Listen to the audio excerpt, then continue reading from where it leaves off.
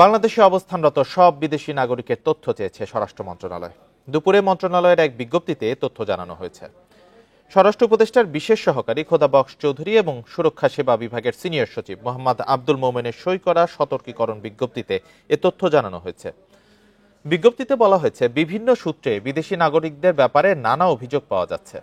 অনেক বিদেশি নাগরিক অবৈধভাবে দেশে অবস্থান করছেন। এছাড়া সঠিক নথিপত্র ছাড়াই বিভিন্ন প্রতিষ্ঠানে কাজও করছেন অনেকে। তাই অবিলম্বে সব বিদেশি নাগরিকের বৈধতার তথ্য স্বরাষ্ট্র মন্ত্রণালয়ে জমা দিতে বলা হয়েছে। তথ্য না দিলে তাদের বিরুদ্ধে আইনি ব্যবস্থা নেওয়ার কথা জানিয়েছে মন্ত্রণালয়।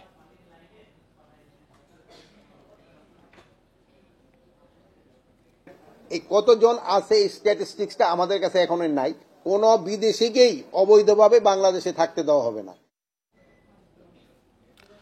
এ নিয়ে আলোচনা করতে আমাদের সঙ্গে যোগ দিয়েছেন ব্র্যাকের অভিবাসন কর্মসূচির প্রধান শরীফুল হাসান। জনাব শরীফুল হাসান, আপনাকে স্বাগত জানাচ্ছি ইন্ডিপেন্ডেন্ট সংবাদে। যেটি জানতে চাচ্ছি যে সব বিদেশি নাগরিকের তথ্য চাওয়ার বিষয়টিকে আপনি কিভাবে দেখছেন? হঠাৎ এমন উদ্যোগের কারণ কি হতে পারে? না, ধন্যবাদ। আপনার কাছে উদ্যোগটা হঠাৎ মনে হতে পারে বা মনে হতে পারে যে আমরা হঠাৎ করে এই ধরনের কথা বলছি, তা নয়। এই বিষয়গুলো আপনি সবসময় বাংলাদেশ এই বিষয়গুলো নিয়ে কথা বলেছে। এবং আমি যদি সুস্পষ্ট আপনাকে বলি, এই বছরেরই ফেব্রুয়ারির 7 তারিখ বাংলাদেশ বিনিয়োগ কর্তৃপক্ষের বিরাট একটা মিটিং ছিল। সেই মিটিংয়ে একটা স্পেসিফিক অনুষ্ঠানই হয়েছিল, যেখানে বলা হয়েছিল যে কর্ম অনুমতি ছাড়া বাংলাদেশে যারা বিদেশি অবস্থান রয়েছে তাদের বিষয়ে আমাদের করণীয় কি হবে। তো এক্স্যাক্টলি আমাদের বাংলাদেশি কত আমরা সেটা জানি না, কিন্তু ওই বৈঠকে পুলিশের বিশেষ শাখা থেকে জানানো হয়েছিল যে 2023 সালের 31 ডিসেম্বর মতো বাংলাদেশের বিদেশি নাগরিকের সংখ্যা 1,07,167 জন বা এরকম সামথিং। কিন্তু যদি আপনি দেখেন তার মধ্যে কর্মসংস্থান বিষয় ছিল মাত্র 14,000। তো ধারণা করা হয় যে আমাদের অনেকেই তারা ঠিক কাজের ভিসা নিয়ে আসেন না, তারা বেড়াতে এসে ট্যুরিস্ট ভিসা নিয়ে এসে যেমন কাজ করেন অনেকেই। আবার আপনি প্রায় দেখবেন এমন কোনো অপরাধ, সেটি এটিএম কার্ড ভাঙা থেকে আরম্ভ করে মাদকে, আপনি অনেক সময় আফ্রিকার অনেক দেশের নাগরিকদের কথাও আপনি শুনতে পাবেন। মূলত যেটা হয়, আমাদের একটা আইনি দুর্বলতা রয়ে গেছে। আমাদের যে এখন 2006 সালের ভিসা নীতি রয়েছে, যেটা 2019 সালের একটা ভিসা নীতি আমরা করেছি, কিন্তু সেটা কার্যকর হয়নি। তো সে কারণে প্রায় আপনি এই ধরনের বৈঠক শুনবেন যে আমরা সিদ্ধান্ত নিচ্ছি অবৈধ কেউ থাকবে না। আইনত তো কোনো অবৈধ নাগরিকের শাখা থাকার সুযোগ নেই, কিন্তু বছরের পর বছর কিন্তু এভাবে চলছে যে যথাযথ ব্যবস্থা নেওয়ার কথা সেই নিতে পারছি না আমরা। এবং জরিমানাটাও খুব সহজ, এখানে মাত্র 30,000 টাকা জরিমানা দিয়ে আপনি থাকতে পারবেন। এখন কেউ যদি মাসে 2, 4, 5 লাখ টাকা আয় করে, মাত্র 30,000 টাকা তার জরিমানা। সমস্ত কিছু মিলে আমি মনে করি যে আপনার যেই ধরনের নজরদারি, আইনি কাঠামো বা সমস্ত কিছু থাকার দরকার ছিল, সেই বিষয়টা আমরা আসলে রাখতে পারিনি বলে সংকটটা হচ্ছে। আমি আবারও বলি, আমরা চাই যে যত বেশি নাগরিক একটা দেশে আসবে বিদেশিরা ততই ভালো, কিন্তু একটা কাঠামো থাকা উচিত যেন অনিয়মিত পন্থায় বা বাংলাদেশের অপরাধে জড়িয়ে না হয়, সেটুকু আমরা চাই। আমাদের বন্ধুত্বপূর্ণ পরিবেশই সবার জন্য থাকবে, কিন্তু একটা নিয়ম নীতির মধ্যে থাকবে, যেটা অনেক বছর ধরে স্বরাষ্ট্রমন্ত্রী বা উপদেষ্টার কথাই বলেন। বাস্তবতা আসলে খুব নতুন করে আমি আসলে খুব পরিবর্তন দেখি না। শরীফুল হাসান, আপনি আইনি দুর্বলতার কথা বলছিলেন, তো তথ্য না দিলে আইনি ব্যবস্থার কথা তো বলা হয়েছে, তো সেক্ষেত্রে যারা তথ্য দিবেন না তাদেরকে শনাক্ত করা হবে কিভাবে? আর কি ধরনের আইনি পদক্ষেপ নেওয়া হতে পারে? আমি সেজন্যই বলছিলাম আসলে বাংলাদেশের যে সংকট নিয়ে গণমাধ্যম বা আমাদের উপদেষ্টারা যারাই কথা বলুক না কেন, কোনোটাই নতুন না, হঠাৎ করে আবির্ভূত হয়নি। আপনারাও যখন গণমাধ্যমে এই বিষয়গুলো নিউজ করে, আপনারা পুরনো সার্চ দিলেই পেয়ে যাবেন যে একাধিকবার আমাদের স্বরাষ্ট্র উপদেষ্টারা তারাও এই কথাগুলো বলেছেন। কিন্তু যে বলা যতটুকু সহজ, আপনি অবৈধ বিদেশি থাকবেন না, এইটুকু বলাটা যতটুকু সহজ, কোন প্রক্রিয়া আপনি মনিটরিং করবেন, কিভাবে দেখবেন, সেইগুলো কিন্তু ডিটারমাইন করাটা, কৌশলটা কি হবে, আমাদের পুলিশের ভূমিকা কি হবে, এয়ারপোর্ট অথরিটির ভূমিকা কি হবে। আপনি যান উত্তরায় যান বা গুলশানে যান, আপনি তো প্রায় দেখবেন। তো সেই ক্ষেত্রে আপনি কি ভূমিকাটা রাখবেন যেন বিদেশিরা আসতে পারে বাংলাদেশে, যত বিদেশি আসবে, কারণ একটা দেশের পর্যটন থেকে আরম্ভ করে যত বেশি বিদেশি আসে অর্থনীতি সচল হয়। কিন্তু এই যে যারা অপরাধে যুক্ত হচ্ছে তাদেরকে আপনি কিভাবে মানে রাখবেন বা ঠেকাবেন। পাশাপাশি আমরা যে শুনি অনেক বিদেশি কাজ করেন, আপনি দেখবেন আমাদের গার্মেন্টস ইন্ডাস্ট্রি থেকে আরম্ভ করে এমন অনেক ইন্ডাস্ট্রিতে, আমাদের প্রতিবেশী অনেক দেশেরই, সেটা ভারত বলেন, শ্রীলঙ্কা বলেন, পাকিস্তানের বলেন, অনেকেই কাজ করে।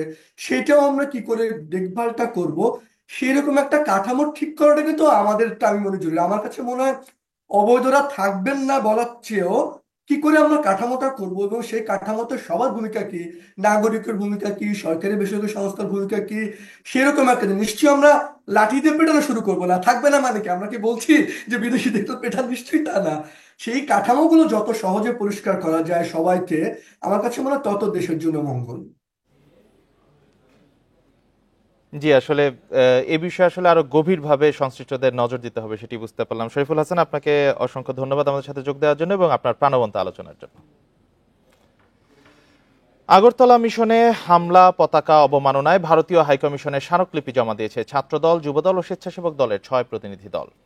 এর আগে ঢাকায় ভারতীয় হাইকমিশন অভিমুখে বিএনপির পদযাত্রায় বাধা দেয় পুলিশ। পরে পুলিশের সাথে কথা বলে 6 প্রতিনিধি যাওয়ার অনুমতি পান। এর আগে সকাল 10:30টার দিকে নয়াপল্টনে বিএনপির কেন্দ্রীয় কার্যালয়ের সামনে এ কর্মসূচি শুরু হয়। সেখানে সংক্ষিপ্ত সমাবেশে আগরতলায় বাংলাদেশ মিশনে হামলা, জাতীয় পতাকার অবমাননা ও উস্কানিমূলক অপপ্রচারের প্রতিবাদ জানান বক্তারা। নেতাকর্মীরা বলছেন, ভারতের হিন্দুত্ববাদী কিছু সংগঠনের উচ্ছৃঙ্খল সদস্যরা আগরতলার সহকারী হাইকমিশনে হামলা করেছে, যা দেশের সার্বভৌমত্বের প্রতি অবমাননাকর। ভারত সরকার ভিয়েনা কনভেনশন অনুযায়ী কূটনীতিকদের সুরক্ষা দিতে ব্যর্থ হয়েছে বলেও দাবি তাদের। আমরা বাংলাদেশের মানুষ, আমরাও সর্বোচ্চ প্রযুক্তি ব্যবহার করতে জানি। আমরা আমাদের দেশকে রক্ষা করার জন্য আকাশ, পাতাল, ভূমি, পানি, প্রত্যেকটি জায়গায় আমাদের যে শক্তি, আমাদের যে সশস্ত্র বাহিনীর, আইনসঙ্গত বাহিনীর যে শক্তি, সে শক্তিও কিন্তু কম নয়। বরিশালে বিএনপির রাষ্ট্র কাঠামো মেরামতের 31 দফা ও জনসম্পৃক্তি বিষয়ে বিভাগীয় প্রশিক্ষণ কর্মশালা চলছে। সকাল 10:30টার দিকে জেলা শিল্পকলা একাডেমি মিলনায়তনে কর্মশালাটি শুরু হয়। বিকেলে কর্মশালায় ভার্চুয়ালি যুক্ত হয়ে বক্তব্য রাখবেন বিএনপির ভারপ্রাপ্ত মহাসচিব তারেক রহমান। উদ্বোধনী বক্তব্যে বিএনপির স্থায়ী কমিটির সদস্য বেগম সেলিমা রহমান বলেন, আন্দোলন এখনো শেষ হয়নি, এখনো সুযোগ খুঁজছে ষড়যন্ত্রকারীরা। সবাইকে সজাগ থাকার আহ্বান জানিয়ে তিনি বলেন, কর্মশালায় যেসব তথ্য জানা যাবে তা তৃণমূলে জনগণের কাছে পৌঁছে দিতে হবে। কর্মশালায় বিএনপির বিভিন্ন পর্যায়ের নেতাকর্মীরা অংশ নিচ্ছেন।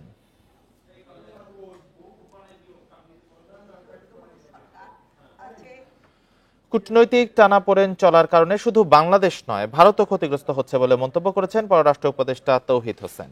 দুপুরে জাতীয় প্রেস ক্লাবের সার্ক ভিত্তিক সাংবাদিকদের ফোরামের আলোচনায় এ মন্তব্য করেন উপদেষ্টা। তৌহিদ হোসেন বলেন, কয়েক মাস ধরে ভারতের সাথে বাংলাদেশের সম্পর্কের অবনতি হওয়ায় দুই দেশের অর্থনীতি ক্ষতিগ্রস্ত হচ্ছে। 5ই আগস্টের পরে সম্পর্কের গুণগত পরিবর্তন হয়েছে, তবে সম্পর্ক কিভাবে এগিয়ে নেওয়া যায় তা নিয়ে কাজ করতে হবে। সোমবার ঢাকায় বাংলাদেশ ভারত পররাষ্ট্র সচিব পর্যায়ের বৈঠক ফলপ্রসূ হবে বলেও আশা প্রকাশ করেন পররাষ্ট্র উপদেষ্টা। এ সময় 10 বছর ধরে সার্ক সম্মেলন না হওয়া দুঃখজনক বলে মন্তব্য করেন তৌহিদ হোসেন।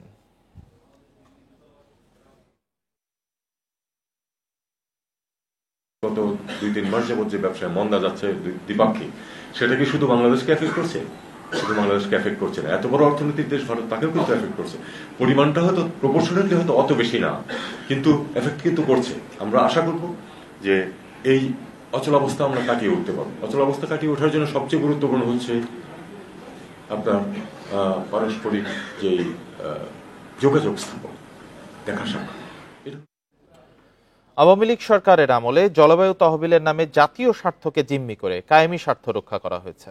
এক যুগে এ খাতে ছিল শুভঙ্করের ফাঁকি। প্রকল্পের নামে দুর্নীতি ও অর্থ আত্মসাৎ করা হয়েছে। এ খাতে দেশি বিদেশি সব ঋণের হিসাব নিরীক্ষা জরুরি বলে মনে করে টিআইবি ও জলবায়ু গবেষকরা। আওয়ামী সরকারের দুর্নীতির শ্বেতপত্র পর্যালোচনা করে এমন মন্তব্য তাদের। আওয়ামী লীগ সরকারের আমলে 2022 সালে $200 বিলিয়ন ন্যাশনাল অ্যাডাপ্টেশন প্ল্যান গঠন করা হয়। এর আওতায় জলবায়ু ঝুঁকি মোকাবেলায় অভিযোজন প্রশমন খাতে 800 প্রকল্প গ্রহণ করে সরকার।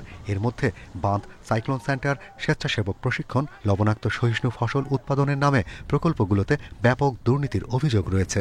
প্রকল্প প্রণয়ন ও বাস্তবায়নে জড়িতরা একে নিজেদের সম্পদ বৃদ্ধির সুযোগ হিসেবে দেখেছে বলে শ্বেতপত্রে উঠে এসেছে।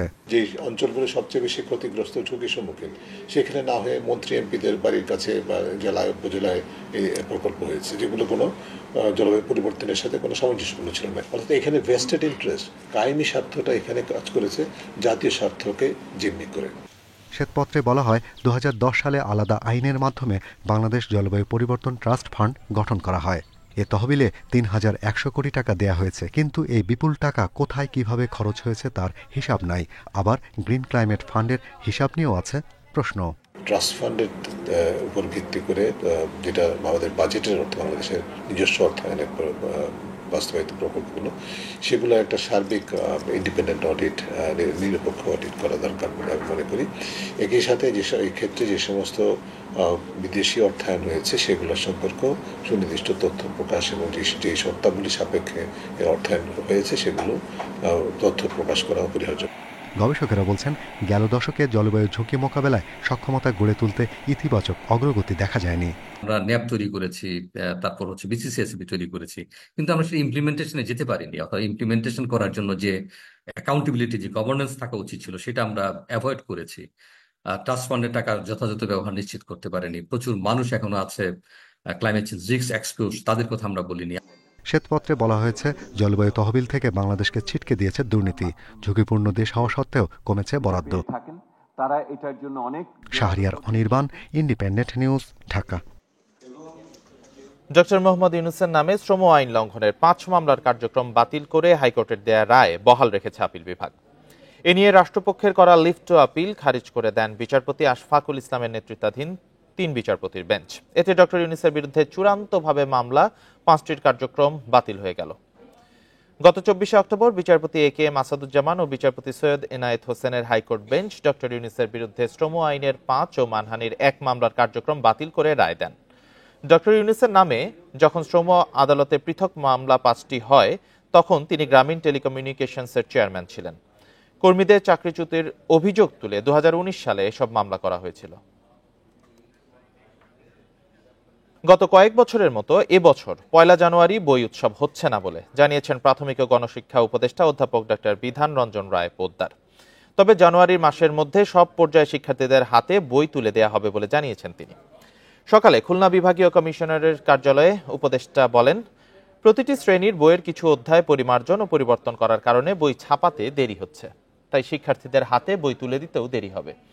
সভায় বিধান রঞ্জন রায় আরও বলেন, 5 বছরের মধ্যে পর্যায়ক্রমে সব প্রাথমিক বিদ্যালয়ে মিড ডে মিল চালু হবে, যা আগামী বছরই প্রকল্প আকারে চালু হচ্ছে। এ সময় তিনি প্রাথমিক বিদ্যালয়ের অবকাঠামো সহ বিভিন্ন জায়গায় গুণগত পরিবর্তনেরও কথা জানান।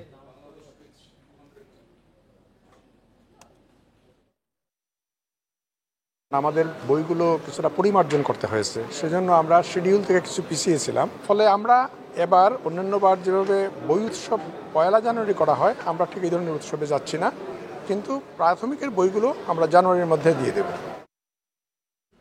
শতাধিক শিক্ষকের বিরুদ্ধে জাল সনদে চাকরি নেওয়ার অভিযোগ জমা পড়েছে মাদ্রাসা শিক্ষা অধিদপ্তরে। তার মধ্যে 29 জনের এনটিআরসি এর সনদ জাল প্রমাণ পেয়েছে অধিদপ্তর। চক্রটি 5 থেকে 10 লাখ টাকায় বিক্রি করত জাল সনদ। জালিয়াতির সঙ্গে জড়িত চক্রের সদস্যদের চিহ্নিত করেছে অধিদপ্তর। গাজীপুরের কাপাসিয়ার উজলি দিঘির পাড় জেইউ আলিম মাদ্রাসার 6 শিক্ষকের বিরুদ্ধে জাল সনদে চাকরি নেয়ার অভিযোগ উঠেছে। স্থানীয় আওয়ামী লীগের নেতাকর্মীদের চাপে নিয়োগ পান বলে দাবি মাদ্রাসার অধ্যক্ষের। তখনকার হয়েছিল আওয়ামী লীগ গভর্নমেন্ট, লোকাল সভাপতি বিভিন্নভাবে চাপ প্রয়োগ করে এগুলি নিয়োগ দেওয়া হয়েছে। সম্প্রতি মাদ্রাসা শিক্ষা অধিদপ্তরের তদন্তে 29 শিক্ষকের সনদ জাল বলে প্রমাণিত হয়েছে। আরও শতাধিক শিক্ষকের জাল সনদের বিষয়ে তদন্ত চলছে। চক্রটি এনটিআরসি এর নকল ওয়েবসাইট তৈরি করে সনদ ও সুপারিশ জাল করত, যা বিক্রি হতো 5 থেকে 10 লাখ টাকায়। মামলায় সিন্ডিকেটের মূল হোতা কিশোরগঞ্জের সুমন, বাকি 2 জন ময়মনসিংহের আব্দুল্লাহ ও গাজীপুরের আশরাফ। এ বিষয়ে একটি মামলাও করেছে অধিদপ্তর। অধিদপ্তর বলছে, চক্রটি জাল সনদ দিয়ে স্কুল কলেজ মাদ্রাসায় শিক্ষক নিয়োগ দিত। শিক্ষকদের চক্র এগুলো জাল সনদ প্রক্রিয়ার সঙ্গে জড়িত আমরা কিছু অলরেডি আইডেন্টিফাই করেছি এবং তাদের বিরুদ্ধে আমরা ব্যবস্থা নিয়েছি আমরা এনটিআরসি থেকে। শিক্ষা গবেষকরা বলছেন, জাল সনদে শিক্ষক নিয়োগ লজ্জাজনক।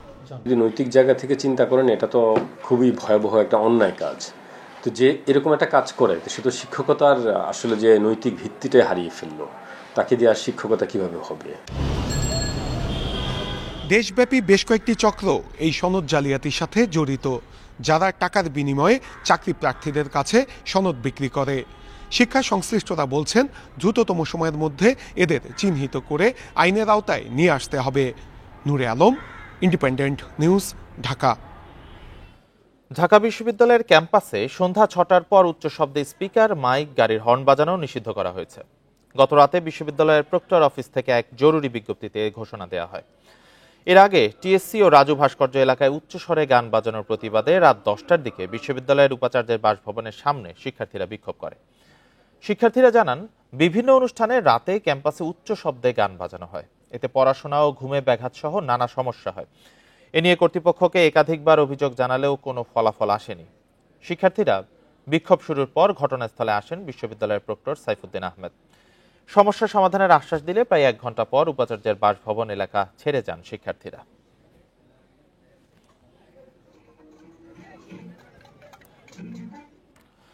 রাজধানীর ধানমন্ডিতে শিক্ষার্থী শামীম হত্যা মামলায় সাবেক মন্ত্রী ফারুক খান, সাদেক খান সহ 4 আসামিকে 3 দিনের রিমান্ড দিয়েছে আদালত।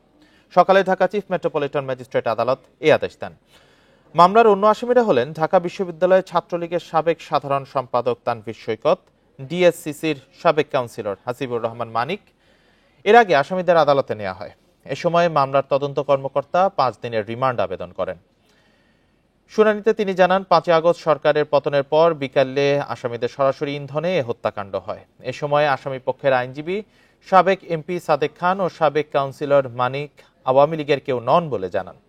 আসামিদের বিরুদ্ধে হত্যার সুনির্দিষ্ট অভিযোগ নেই বলে উল্লেখ করেন।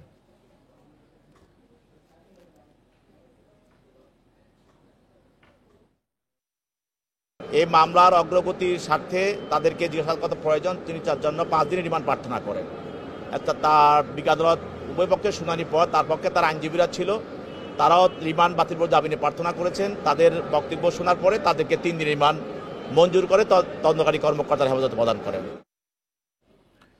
বন্যার 3 মাসেও ফেনী ও কুড়িগ্রামে সরকারিভাবে শুরু হয়নি পুনর্বাসনের কাজ। ঘরবাড়ি হারিয়ে নিঃস্ব মানুষেরা বাস করছে অন্যের বসত ঘরে। তালিকা তৈরি ছাড়া আর কোনো উদ্যোগ নেওয়া হয়নি, দাবি ক্ষতিগ্রস্তদের। ফেনী পৌর এলাকার 6 নং ওয়ার্ডের সুলতানপুরের বাসিন্দা বিধবা সবিতা রানী দেবনাথ এবারের বন্যায় স্বামী রেখে যাওয়া ভিটেমাটি হারিয়ে মানুষের দ্বারে দ্বারে ঘুরছেন ঘর পাবার আশায়। সবিতা রানীর মতো 6 উপজেলার 1700 পরিবার সম্পূর্ণ ক্ষতিগ্রস্ত হয়েছে। দিন আমি অসময় মনে করে যদি আমার কিছু সহযোগিতা করে আমি তাইলে ঘরটা কোনো রকম মাথা গুঁজা ঠাই করতাম পারবো। বন্যার প্রায় 3 মাস পার হলেও পুনর্বাসনের কোনো উদ্যোগ নেই বলছে ক্ষতিগ্রস্ত পরিবার। এই পর্যন্ত সরকারিভাবে কোনো অবদান আমরা পাইনি। আমরা টাকা খুব কষ্ট করিতেছি। ঘরের আশ্রয় নিছি, ছেলে একজন মেয়ে একজন, আমরা পরিবারের 4 জন। আর সরকার যদি আমার দিকে একটু তাকায়। বন্যায় সম্পূর্ণ ক্ষতিগ্রস্ত 110টি পরিবারকে পাইলট প্রকল্পের আওতায় নতুন করে পুনর্বাসনের আশ্বাস জেলা প্রশাসনের। প্রকল্পের মাধ্যমে এটি পাইলট বেসিসে হবে। পরবর্তীতে সরকারের সিদ্ধান্ত অনুযায়ী আমরা এই প্রকল্প সমূহ সরকারের যে সিদ্ধান্ত দেয় সেই অনুযায়ী বাস্তবায়ন করা হবে। এদিকে কুড়িগ্রামের ধরলা, তিস্তা, ব্রহ্মপুত্র, দুধকুমার সহ নদ নদীর ভাঙনে চলতি বছর এ পর্যন্ত 2000 পরিবার ভিটেমাটি হারিয়েছে। এটা মাইসের জায়গা আমার ভেঙে গেছে, মাইসের বাসতলা এনে পড়ে রয়েছে। আর কি করবো, আমার তো অস হয়ে গেছে, কিচ্ছু নাই, সব নিঃস্ব হয়ে গেছে। বাইঙ্গি ছিল সব, ভিটাবাড়ি আসলে এইদিকে সব বাইকে ছিল, সব শেষ হয়ে গেছে। ক্ষতিগ্রস্তদের পুনর্বাসনের আশ্বাস দিয়েছে জেলা দুর্যোগ ও ত্রাণ কর্মকর্তারা।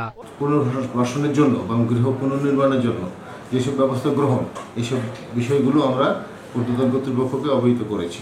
বরাদ্দ পেলে আমরা তালিকা অনুযায়ী সেটাকে তাদের মাঝে বিতরণ করব। বর্ষা হলেও কুড়িগ্রামের উলিপুর, রৌমারী সহ বেশ কয়েকটি উপজেলায় নদী ভাঙন অব্যাহত রয়েছে। Tanjil Hasnat, Independent News. চট্টগ্রাম আদালত চত্বরে হত্যা চেষ্টার অভিযোগে সনাতন জাগরণ জোটের মুখপাত্র চিন্ময় কৃষ্ণ দাস সহ 164 জনের বিরুদ্ধে নিজেই মামলা করেছেন ব্যবসায়ী এনামুল হক।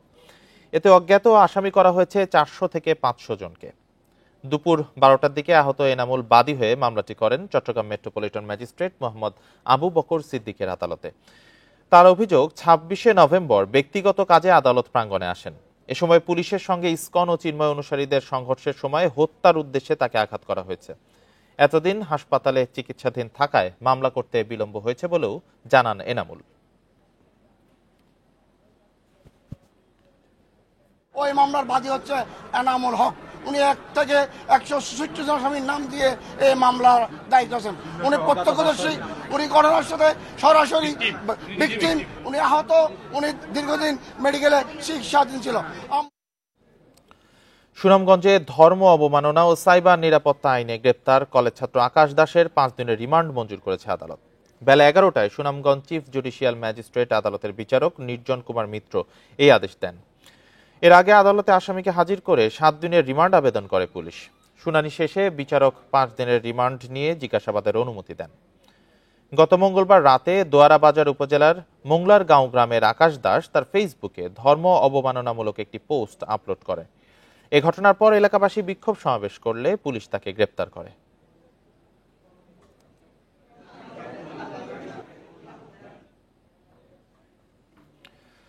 সারা দেশে কুয়াশার সাথে বাড়ছে শীতের তীব্রতা।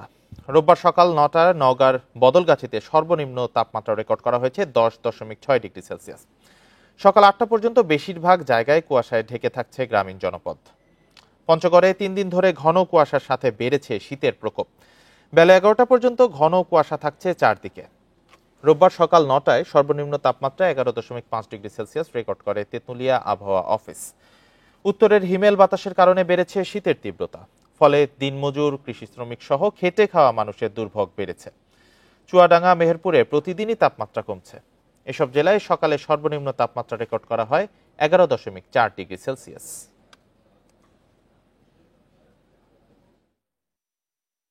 সকাল সন্ধ্যায় কুয়াশা, আর আমাদের যে কর্ম করে খাই আমরা সকালে যেতে পারতেছি না ডিউটিতে। বীরগড় থেকে আসলাম, কুয়াশা খুব পছন্দ, কুয়াশা ঠান্ডা। রাত্রি ভালো শীত, শীতের জন্য গাড়ি মাড়ি চালানো খুব সমস্যা আছে।